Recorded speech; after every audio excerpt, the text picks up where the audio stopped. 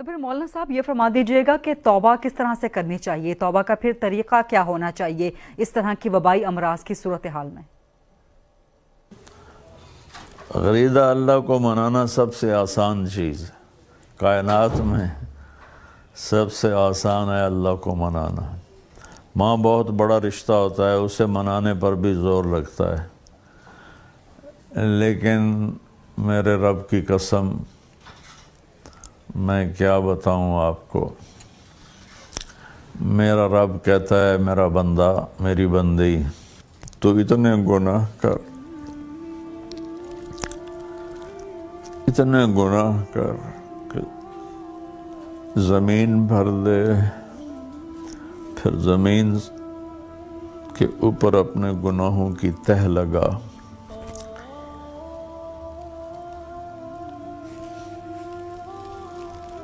پھر اس کو اٹھاتے اٹھاتے اٹھاتے آسمان کی چھت سے لگاتے۔ مجھے بتاؤ کون اتنے گناہ کر سکتا ہے؟ میرے رب کی قسم، پوری دنیا کے انسان جو مر گئے، جو زندہ، جو آئیں گے، پوری کائنات کے جنات جو مر گئے، جو زندہ، جو آئیں گے، یہ سارے مل جائیں اور قیامت تک گناہ کرتے رہیں تو اتنے نہیں کر سکتے کہ آسمان تک چلے جائیں۔ اور میرا اللہ کہتا ہے طارق جمیل غریدہ، یہ لے زندگی، یہ لے طاقت، اور اتنے گناہ کر کے آسمان کی چھت کو لگ،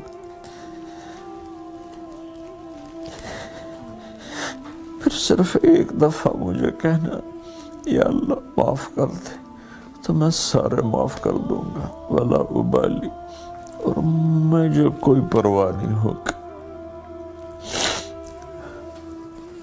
بڑی کریم ذات سے ہمارا واسطہ ہے۔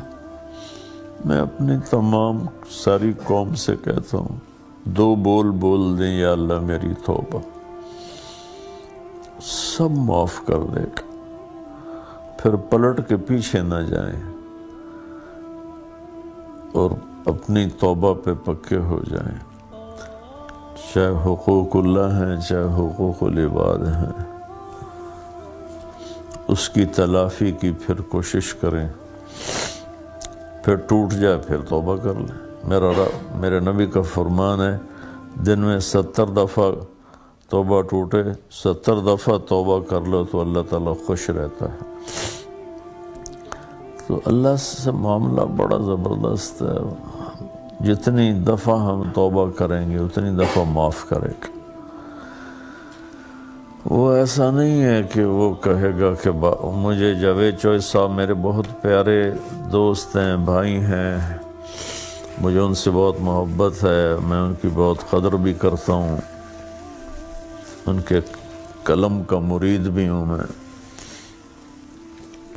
وہ مجھ سے کہنے لگے آپ یہ بات کرتے ہیں کہ جتنی دفعہ توبہ کرو اللہ معاف کرتا ہے، تو آپ کا نوکر 2-3 دفعہ کرے غلطی، آپ اس کو رکھیں گے، آپ نکال نہیں دیں گے؟ میں نے کہا آپ نے اللہ اور طارق جمیل کو ایک بنا دیا، میرا تو بیٹا اگر بار بار کرے گا میرے ساتھ زیادتی تو میں تو اس کو بیٹے کو نکال دوں گا، نوکر تو بعد کی چیز ہے، وہ تو اللہ ہے، وہ اللہ جس کی نہ کوئی ابتدا ہے نہ انتہا ہے، اسی طرح اس کی رحمت کی نہ ابتدا ہے نہ انتہا ہے۔ ساری کائنات مل کر گناہوں سے کائنات بھر دے، ایک دفعہ کہہ دیں یا اللہ معاف ہو گیا، جاؤ معاف کیا۔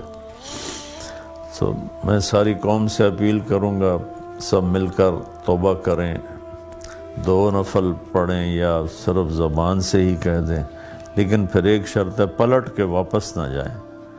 اگر ہو جائے تو بھی کوئی مسئلہ نہیں، پھر دوبارہ توبہ کر لیں، پھر توبہ کر لیں، پھر توبہ کر لیں۔ ایک شخص تھا بنی اسرائیل میں، موسیٰ علیہ السلام کی قوم میں تھا، بہت گناہ گار تھا، بہت گندی زندگی تھی۔ جب وہ مرنے لگا تو اس نے اپنے بیٹوں سے کہا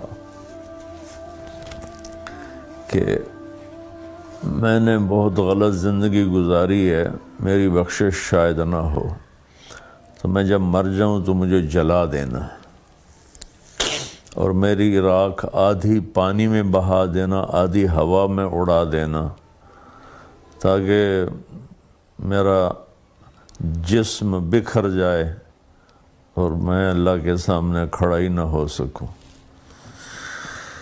تو انہوں نے اس کو جلا دیا، آدھی دریا میں بہا دی، آدھی ہوا میں اڑا دی۔ اللہ کریم قدیر نے اسے ایک ایک ذرے کو جمع کر کے اپنے سامنے کھڑا کیا۔ اللہ تعالیٰ نے فرمایا یہ تو نے کیوں کیا تھا؟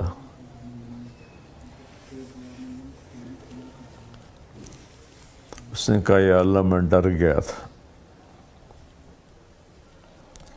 اللہ نے فرمایا مجھ سے ڈر گئے تھے؟ کہ جی ڈر گیا تھا۔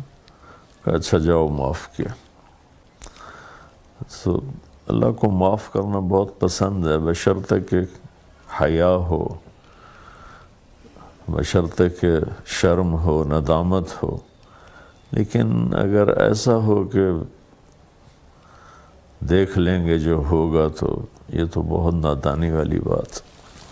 تو جس طرح سے آپ نے کہا کہ اگر ایک دفعہ غلطی ہو جائے توبہ کریں، پھر غلطی ہو پھر توبہ کریں، تو کیا اس طرح کی بار بار کی توبہ بار بار قبول ہوتی ہے؟ جی بالکل قبول ہوتی۔ میں نے آپ سے عرض تو کیا، میرے نبی نے فرمایا اگر سچی ندامت کے ساتھ دن میں 70 دفعہ بھی توبہ ٹوٹے اور وہ کر لے تو اللہ تعالیٰ اسے معاف فرما دیتے۔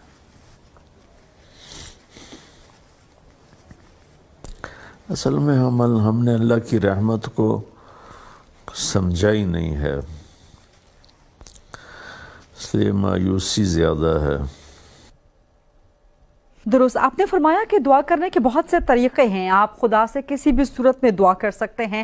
تو لوگوں کی آگاہی کے لیے یہ بھی بتا دیجئے گا کہ اس طرح کی جو صورتحال ہے، خاص طور پہ وبائی امراض کی صورتحال، کرونا وائرس جیسی صورتحال، تو اس میں کون سی دعا کرنی چاہیے، کون سی دعا کرنے کا طریقہ مسنون ہے، تو کون کون سی دعائیں کرنی چاہیے، ذرا یہ فرما دیجئے گا۔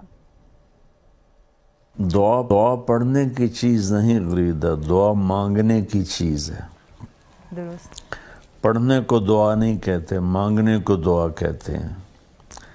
اگر آپ نے دعا کی حقیقت سمجھنی ہو تو یہ مانگنے والوں کو دیکھیں کہ وہ چہرے پر کیسی مصنوعی مسکنت لاتے ہیں اور کس طرح فریادی بنتے ہیں، کہ ہمیں پتہ بھی ہوتا ہے کہ یہ پیشہ ور ہیں، پھر بھی ہم 10 50 100 روپے ان کی ہتھیلی پہ رکھ دیتے ہیں۔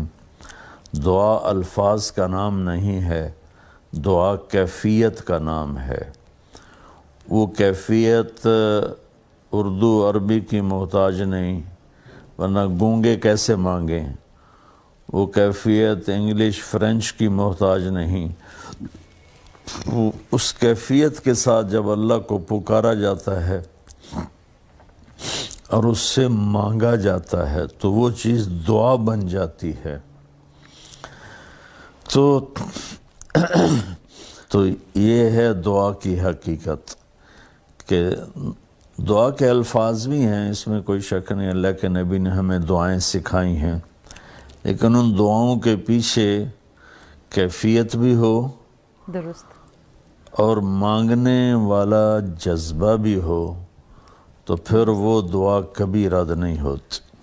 ٹھیک، تو دعا ہمارے ماحول میں ہے ہی نہیں، ہمارے ایسے رٹی رٹائے الفاظ ہوتے ہیں، وہ ہم پڑھ دیتے ہیں، پھر کہتے ہیں ساڑی سندا نہیں۔ مانگا جاتا ہے، دعا مانگنے کی چیز ہے۔ تو وہ کہتا میں تو دینے کے لیے تیار بیٹھا ہوں، پر کوئی مانگو تو صحیح۔